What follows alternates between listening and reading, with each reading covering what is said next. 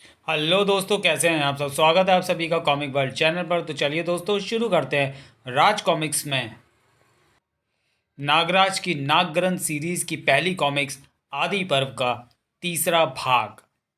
सम्राट ठोडांगा का सबसे विश्वास पात्र गुलाम जुलू। ठोडांगा के जीवन में सिर्फ दो ही उद्देश्य थे मित्रों, जिनमें से पहला था काबुकी के खजाने तक पहुंचना।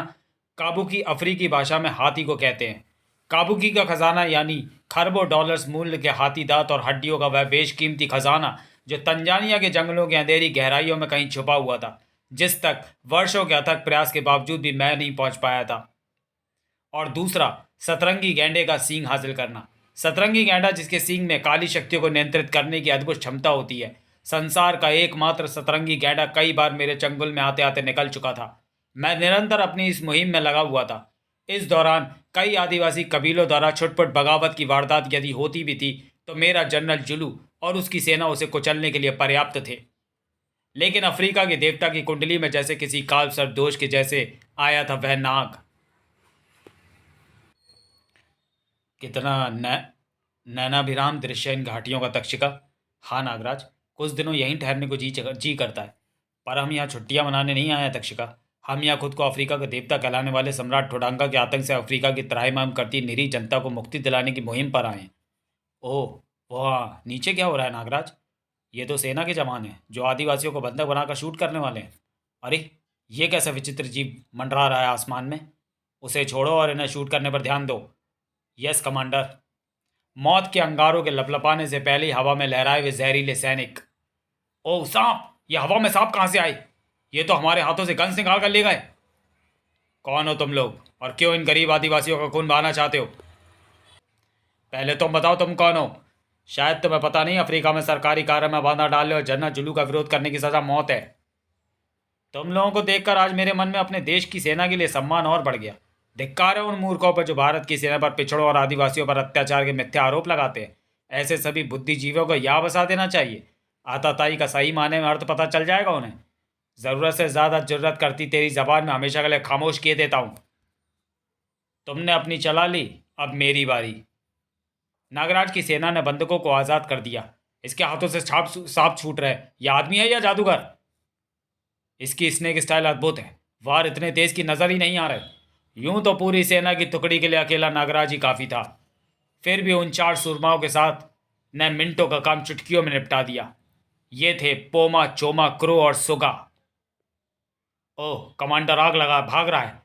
उसे जाने दो मित्र। मैं जानता हूं नागराज के आगमन का संदेश जनरल जुलू तक पहुंच जाए। तुम कौन हो मित्र? यहाँ के तो नहीं लगते। तुमने हमारी प्राण रक्षा की है। हम तुम्हारे ऋणी हैं। मेरा नाम नागराज है। उठो साथियों, मित्रता में ऋण कैसा। जनरल जुलू का वह नाम नाग के दंश के जैसा ही प्रतीत हुआ था। नागराज?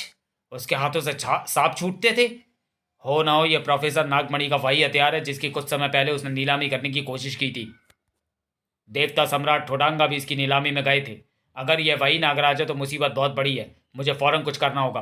देवता ठोडांगा तक पहुंचने के उसके खतरनाक इरादे पूरे नहीं होने चाहिए। और साथ ही मोरी कबीले वालों का वह हाल करो कि दूसरा कोई भी कबीला देवता ठोडांगा के खिलाफ आवाज़ उठाने की जरूरत ना करे। जनरल जुलू ने अपने आदिवासी कबीले के सरदार और अपने गुलाम टांगों को बुलाया और नागराज के विषय में बताया। मेरे कबीले के इंसानी मांस और खून की प्यास बुझाने का ये जो अवसर आपने प्रदान किया है, उसके लिए मैं आपका कृतज्ञ हूं महामहिम। उस रात मोरी कबीले का नागराज विशेष मेहमान था। तुम्हारी शक्ति अद्भुत है दोस्त। हमें यकीन है कि तुम उस राक्षस ठोडांगा और उसके पालतू जनरल जुलू के आतंक से मुक्ति दिलाने में हमारा साथ दोगे। मैं अफ्रीका इसी उद्देश्य से आया हूँ दोस्त। नागराज के आगमन के जश्न को मौत के मातम में बदलने के लिए टांगों का भाई नरबक्षी कांगो अपनी खूनी कबीले के साथ मोरी कबीले पहुंच चुका था। नरबक्षी खूनी कबीला, आक्रमण, मुकाबला करो साथियों। खूनी कबीला? यह लोग जुलू के गुलाम है नागराज।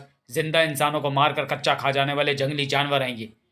उस मासूम की गर्दन पर दांत गड़ा दिए हैवान ने। कौन है रे नागराज यहाँ? उस जहरीले की आंखों से अंगार और मुख से विषफुंकार की ललकार फूट पड़ी।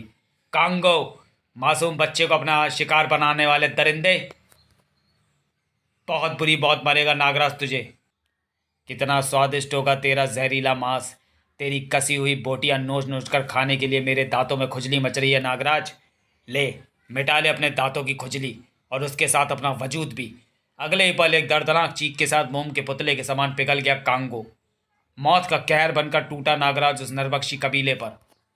कुछ ही देर में नरबख्शी खूनी कबीला जो वहां मौत का शुदा नृत्य करने आया था, नागराज के विष तांडव से खुद काल का ग्रास बन गया था। हर्रे नरकनाशक नागराज, हमारा दोस्त, हमारा हीरो। पापाध्यक्ष की सभा में ठोडांगा का कथा वर्णन सुन रहे श्रोताओं का सब्र जवाब दे रहा था। इस कहानी में ऐसा भला क्या खास है जो हम इसे सुने? नागराज के कारनामों के ऐसे सैकड़ों हजारों किस्से हैं। हाँ, हर किस्सा सुनने बैठेंगे तो नागराज के कारनामों पर पूरा नाग ग्रंथ लिखना पड़ जाएगा। मोरी कबीले में खुशी की लहर दौड़ गई। मैं जब कहानी सुना रहा हूं तो कहानी कितनी भी लंबी हो चुप मारकर सुनो, वरना आ मुंडी मरोड़ दूंगा सालों। ठोडांगा की मोटी भौंडी उंगलियों में दबे पुतलों की नाजुक गर्दनों के साथ मां खलनायकों की सांसों की डोर भी टूट जाती यदि स्थिति संभालने के लिए पापाध्यक्ष ने हस्तक्षेप नहीं किया होता। हा हा हा हा हा। आपने यहाँ उपस्थित सभी मां खलनायकों के बूढ़ू पुतले भी बना लिए सम्राट ठोडांगा। असीम शारीरिक शक्तियों के अतिरिक्त अपने गुरु महान एल्फेंटा से सीखी हुई अफ्रीका की यह प्राचीन और लुप्त हो चुकी काले जादू की विद्या भी ब्रह्मास्त्र के रूप में अपने तर्कश में शामिल की है आपने। हमारा अनुरोध है कि आप अपनी कथा जारी रखें सम्राट ठोडांगा। अब आपको बीच में टोकने की घृष्टता कोई नहीं करेगा, क्यों साथियों? हाँ हाँ हाँ हाँ, कोई नहीं करेगा। हाँ हाँ हाँ, मज़ा आएगा। आगे सुनो अब।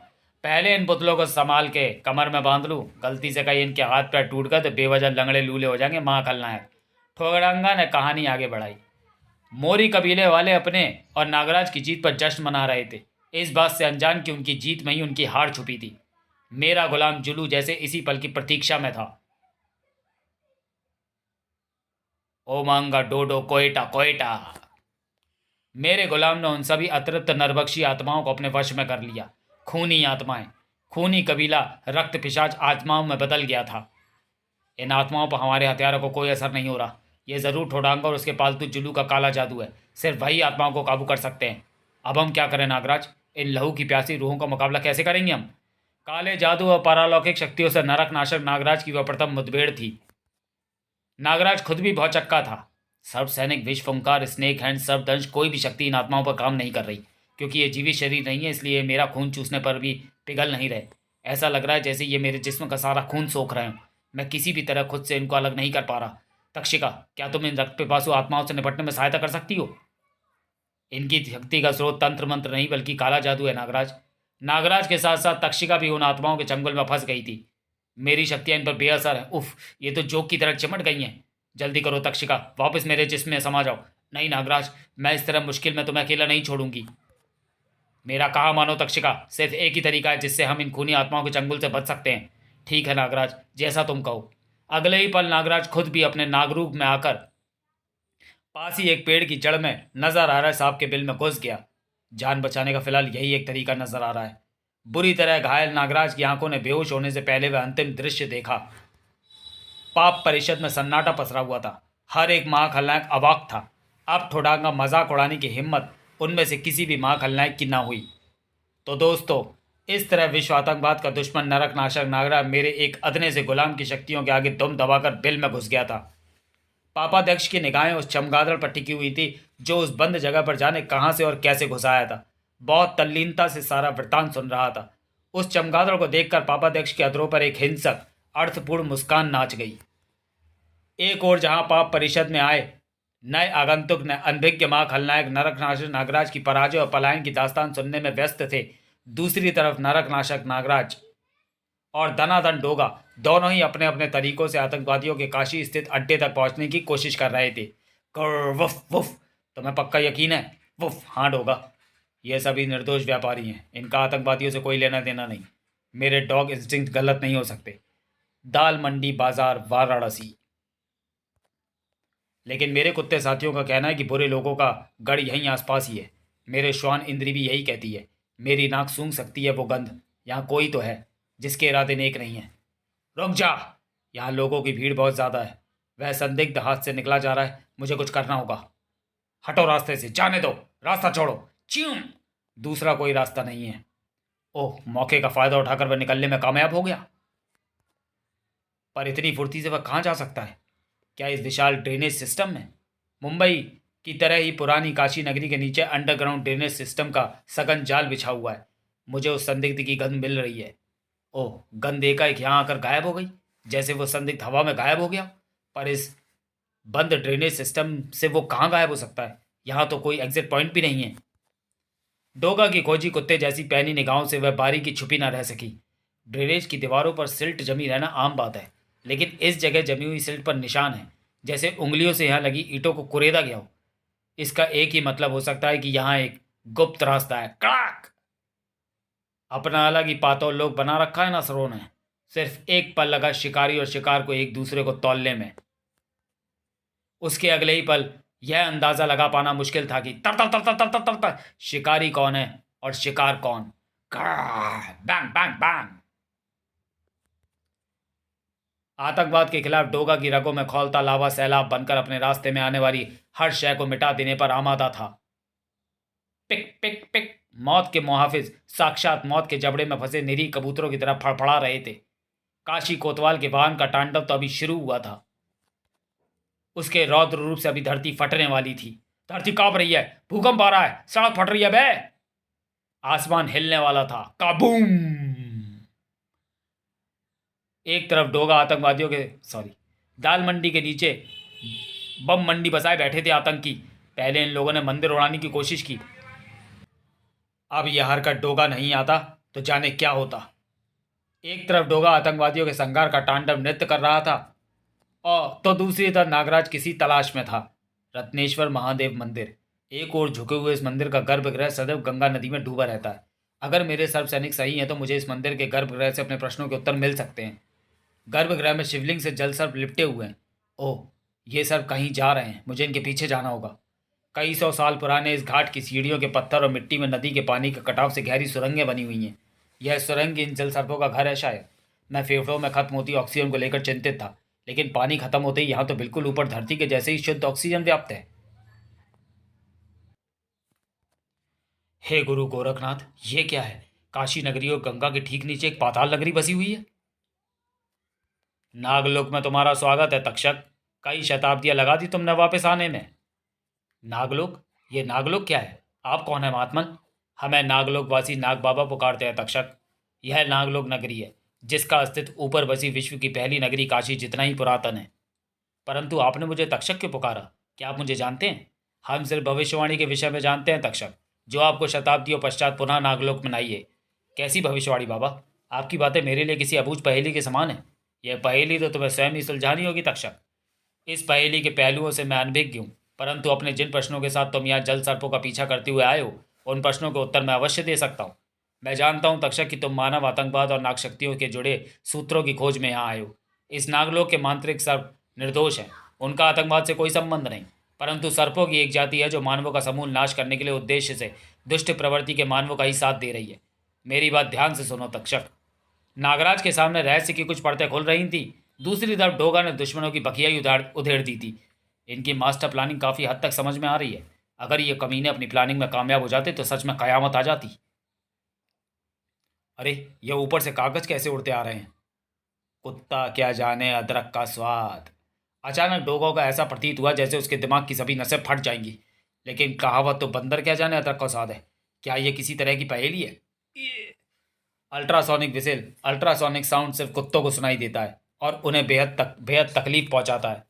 मैंने अपनी अल्ट्रासोनिक विसेल खास डिज़ाइन की थी जिससे मेरी कुत्ता फौज को तकलीफ ना पहुंचे, लेकिन यह अल्ट्रासोनिक विसेल काफ़ी हाई डेसिबल पर सेट है। ऐसा लगता है जैसे इसे खास मुझे काबू में करने के लिए बनाया गया हो। जैसे इस विसेल को बजाने वाले मेरे म्यूटेशन के बारे में जानता हो। जैसे वह जानता हो कि मेरी अनियंत्रित श्वान शक्तियों को यह अल्ट्रासोनिक ध्वनि नुकसान पहुंचाएगी। मेरा दिमाग सुन पड़ रहा है। कुत्ता काबू में आ गया है, लेकिन ज़्यादा समय तक रहेगा नहीं। अपना काम जल्दी ख़त्म करो। G dog trainer. Dog trainer? कौन है ये डॉग ट्रेनर? ये मुझे इतना जाना पहचाना सा क्यों लग रहा है? मशीनें स्टार्ट करो, हाइड्रोलिक पाइप का प्रेशर बढ़ाओ। कुछ ही समय में पुलिस यहाँ पहुँच जाएगी। पुलिस को तुम सबकी लाशों के चीथड़ों के अलावा कुछ नहीं मिलेगा। माना बहुत खूंखार है तू। पागल कुत्ते की तरह तेरे जबड़े जुर्म को भगोड़ने के लिए मचल रहे हैं, लेकिन मेरे पंजे तेरे जैसे कुत्तों को तमीज़ सिखाने का काफ़ी तजुर्बा रखते हैं। यह खास रेसलर हेडलॉक मूव, ये खास फाइटिंग टेक्निक। अगले कई मिनटों तक उन दोनों महारथियों के बीच वर्चस्व की लड़ाई चरम पर चलती रही। हिंसक पशु प्रवृत्ति को पालतू बनाने की डॉग ट्रेनिंग की जिद और अनुशासन के उस आतंकी अंकुश को भभो डालने की डोगा की हट, दोनों एक दूसरे पर भारी पड़ रहे थे। दोनों का हर मूव, हर वार बिल्कुल सधा हुआ था और ऐसा लग रहा था जैसे दोनों ही न सिर्फ एक दूसरे के मुंह से भलीभांति परिचित हो, बल्कि एक दूसरे के हर दाव की काट भी जानते हों। इस दौरान एक पल के लिए भी डॉग ट्रेनर की नजरें अपने आदमियों की मशीनों पर थिरकती उंगलियों से नहीं हटी थी। ऐसा लग रहा था जैसे वह उनका हर कमांड अपने जहन में बिठा रहा हो और डोगा के जहन में उसके विचारों की आंधी घुमड़ रही थी और वो आंधी उसकी आंखों की किरकिरी बनने वाली थी। मेरे ऊपर आकर गिरा हुआ कागज क्या जानबूझकर मुझ पर फेंका गया था? ओह! आधे पल के लिए मेरा ध्यान भटका और इसने बाजी पलट दी। तेरे गले में पट्टा डालकर तुझे पालतू बनाऊंगा कुत्ते। मैं कुछ भी करके इसकी जकड़ से नहीं छूट पा रहा। अब उस पहेली का मतलब मेरी समझ में आ रहा है। कुत्ता क्या जाने अदरक का स्वाद। और अगर मेरी समझ में सही है तो सिर्फ एक ही बार मुझे इसके पंजों से आज़ाद करा सकता है। दर्द से दौरा हुआ प्रशिक्षक एक पल को चूक गया। उस जानवर के लिए वह एक ही पल पर काफ़ी था, प्रशिक्षक को यह एहसास दिलाने के लिए कि इस कुत्ते को पालतू नहीं बनाया जा सकता। कंट्रोल तबाह हो गए। हाइड्रोलिक प्रेशर बेकाबू होकर बढ़ रहा है। निकलो यहाँ से वरना सब चुम चुम चुम। तुम में से कोई एक भी जिंदा बाहर निकल गया तो डोगा लानत से खुद को गोली मार लेगा। दूसरों की मौत का इंतजाम करने वाले उस कुत्ते सी सूरत वाले के हाथों कुत्तों की मौत मारे गए। बंदूकों का अलावा शांत हो गया, पर डोगा के मस्तिष्क में ज्वालामुखी फूट रहे थे। उसके कांपते कदम उस निढाल शरीर की तरफ बढ़े जिसमें अब हल्की हरकत हो रही थी। ज्वालामुखी फूट चुका था और उस ताकत के पहाड़ के अंदर भरा दुनिया से मिले दर्द और तिरस्कार के अलावा उसके पिंजर को अंदर से ही गलाकर खोखला कर रहा था। उन कांपते कदमों में अब शक्ति नहीं थी। शायद इसलिए उसका सिर उन पैरों पर झुक गया जिन्हें किसी पुराने बरगद की गहरी जड़ों के समान उसने कुछ देर पहले ही धरती से उखाड़ा था। तू अपने दुश्मन को जिंदा नहीं छोड़ता ना? गन क्यों गिरा दी? उठा इसे, लगा निशाना। जिस भगवान ने पाप के संहार के योग्य बनाया उसका संहार कैसे करूं ये तो बता दो मेरे अदरक चाचा। हाँ, यह कुत्ता नहीं जानता अदरक का स्वाद। तो तू पहचान गया मुझे। तूने मेरी उस टांग पर वार किया जो तेरे कारण टूटी थी। तभी मुझे समझ जाना चाहिए था। डोगा जान चुका था कि वह वही बरगद है जिसने उसके लावारिस बचपन को मातृत्व की छांव और पिता सा संरक्षण दिया है। मेरे खुदा, मेरे भगवान, मेरे चाचा एक अपराधी, एक आतंकवादी के रूप में। उफ, मत बुला मुझे अपना चाचा। तूने सिर्फ मेरी टांग नहीं तोड़ी है लड़के, तूने गुरु शिष्य परंपरा, मेरा विश्वास तोड़ा है। तू दुनिया का पहला कुत्ता है जिसके खून में उसकी मालिक की वफादारी का नमक पानी हो गया है। नहीं चाचा, इन रगों से खून का एक एक कतरा निकाल कर देख लो, उसका खारापन मेरी वफादारी का सबूत देगा। मुझे तेरे खून का खारापन नहीं देखना लड़के। मेरी आंखों के सामने अब भी मेरे 3 भाइयों की लाशों का मंजर है। उसके खून की तांबाई गंध अब भी इन नथनों में बसी हुई है। तू उनकी मौत का जिम्मेदार है गुरु घाती। तूने उनकी जान ली है। उस दिन का बचा हुआ काम खत्म कर ले, मुझे भी मार डाल नमक हराम कुत्ते। लेकिन गोली तुझे मेरी पीठ पर चलानी होगी। आतंकियों का मंसूबा गंगा नदी में कृत्रिम बाढ़ लाकर पूरे शहर को डुबो देने का है, जिसमें सैकड़ों हजारों जाने जाएंगी और करोड़ों की संपत्ति और बहुमूल्य धरोहर नष्ट हो जाएगी। अपनी बेवकूफ़ी से तूने कंट्रोल मशीन नष्ट करके इस तबाही को रोक पाना नामुमकिन कर दिया है। अपना भगवान कहता था ना तू मुझे। मैं कोई भगवान नहीं हूँ, लेकिन फिर भी नास्तिक हो गए अपने भक्त पर इतना यकीन आज भी है मुझे कि तू नामुमकिन को मुमकिन बनाने का कोई ना कोई तरीका ढूंढ लेगा। अब फैसला तेरे हाथ में है कि तू सैकड़ों मासूम जिंदगियां बचाना चाहता है या फिर मेरी पीठ पर गोली चलाकर अपने गुरुगाती होने की तहरीर पर बारूद की मोहर लगाना चाहता है। सूरज के हाथ अदरक चाचा को गोली चलाने में कांप सकते हैं, लेकिन डोगा के हाथ कभी किसी अपराधी पर गोली चलाने में ना कांपे। यह शिक्षा मैंने अपने गुरुओं से ही पाई है। जब तक तुम्हारे बेगुनाह या गुनाहगार होने की पुष्टि नहीं होती, मेरे बारूद की लगाम ढीली नहीं पड़ेगी। फिलहाल वहां होने वाली विनाश लीला को रोकना ज़्यादा ज़रूरी है। आखिरकार पुलिस भी आई गई है। कंट्रोल मैकेनिज्म नष्ट हो जाने से हाइड्रोलिक पाइप्स का प्रेशर पूरी तरह बढ़ रहा है, और जहां तक मेरी समझ कहती है ऐसा तभी हो सकता है जब यह कंट्रोल मैकेनिज्म और ये पाइप्स वाटर बॉडी के अंदर पहले से ही प्लांटेड किसी बड़े संयंत्र से जुड़े हों जो कि अनियंत्रित होने पर बाढ़ लाने की क्षमता रखते हों। डोगा, ये तो मुंबई शहर का वांटेड मुजरिम है। मतलब खबर सच थी। हमें लगा फिर साला कोई चर्ची चिलम फूक के थाने फोन कर दिया। डोगा ने वस्तुस्थिति समझाई। कानून के रखवाले भी इंसान थे और उस पल इंसानियत कानून से ऊपर थी। मेरे पास वक्त नहीं है। बमुश्किल आधे से 1 घंटे में काशी पुरातन द्वारिका नगरी की तरह जलमग्न हो चुकी होगी। इसलिए मुझ पर समय बर्बाद करने के बजाय इस पूरे एरिया को वैकेट कराना शुरू करो। जिस सीरियल किलर की पहेलियों का पीछा करते हो मैं यहाँ आया हूँ, यकीनन उसने ही अदरक वाली पहेली भेजी है। यानी वह जो भी है, डोगा के सूरज और अदरक चाचा से संबंध के बारे में जानता है, और साथ ही जानता है आतंकियों की प्लानिंग के बारे में भी। ओह, एक और पहेली। अगर इसे मैं सुलझा लूँ तो शायद आने वाली तबाही को रोकने का रास्ता मिल जाए। लोहे की मछली, साधु की गागर। पहेली बढ़कर डोगा का दिमाग घूम गया था। लोहे की मछली, साधु की गागर, क्या है ये? पुलिस जगह खाली कराने में जुटी हुई थी। जल्दी जल्दी सब लोग निकलो, सामान तो लेने दो, सामान जरूरी है जान, निकलो सब यहाँ से। परंतु ये इतना आसान ना था। कुछ शक्तियां थी जिनके इरादे नेक ना थे। बहुत सहन कर चुके आतंकवाद, अब सहन ना होगा। हमारी सांस्कृतिक धरोहर, हमारे मंदिर, हमारे भगवान पर वार करने वालों को ना छोड़ेंगे। लहरों से पहले सांप्रदायिक ताकतें ही जैसे उस सांस्कृतिक नगरी को रक्त रंजित करने को ललायत थी। हमारे बर्दाश्त की इंतहा हो गई है। इस बार फैसला और लड़ाई आर पार की होगी भाइयों। ऐसा लग रहा था महादेव भी अपनी नगरी की होने वाली दुर्दशा पर रुदन कर रहे थे, जो सैलाब बनकर संहार करने पड़ रही थी। हे भगवान, ये क्या हो रहा है? नदी के पानी में एकाएक इतना प्रचंड तूफान कैसे उठ रहा है? पर रुद्र का वह भक्त अपनी आंखों के सामने ऐसा कैसे होने देता, या फिर होने देता? इस सवाल का जवाब शायद नागमणि की छलकती आंखों और अधरों पर खेलती मुस्कान में छुपा था। मेरा बेटा, मेरा बेटा। प्रथम खंड समाप्त। गाथा जारी है नाग पर्व में क्रमशः। ब्रह्मांड और सृष्टि का सबसे महत्वपूर्ण अध्याय जो शुरू हो रहा है सृष्टि के संरक्षक नागों के सबसे पावन पर्व से, जो कहलाता है नाग पर्व। राज कॉमिक्स बाय संजय गुप्ता पेश करते हैं नरकनाशक नागराज का एक अविस्मरणीय कॉमिक्स, नाग पर्व।